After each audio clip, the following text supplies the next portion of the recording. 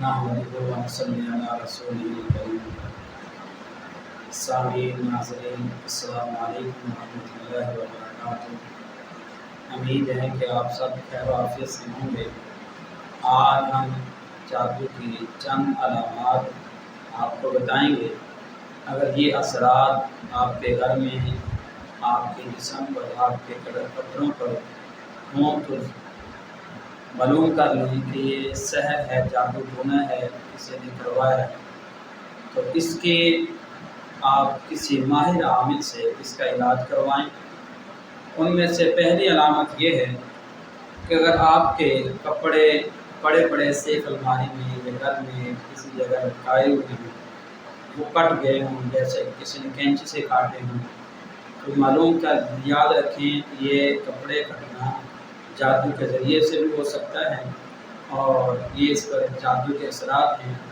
وہ اس طرح کے کیونکہ انسان کے بدن کے ساتھ وہ کپڑے لگتے ہیں، اور جب وہ کپڑے انسان کے جسم کے ساتھ لگے ہوئے ہوتے ہیں تو انسان کے جسم پر اثرات مرتب ہونے کے بجائے وہ اس کے کپڑوں پر آ جاتے ہیں۔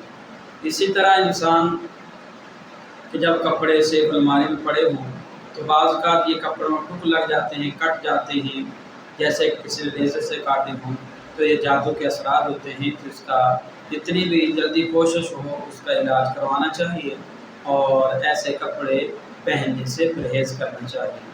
اور اسی طرح انسان کے کپڑے پڑے ہوتے ہیں سے الماری میں، وہ ایسے معلوم ہوتا ہے جب دیکھے جاتے ہیں کسی نے اس کے اندر انگاری رکھ دی، وہ پورے سوٹ کے اندر 3-4 ٹک انگاری کے اثرات کی، یہاں کہیں سے آگ لگی ہے۔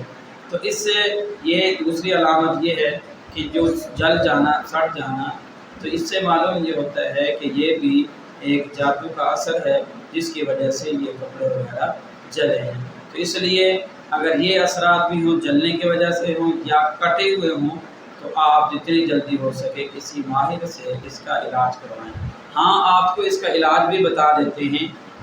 قرآن مجید کی کئی آیتوں کی منزل کے نام سے کتاب ملتی ہے۔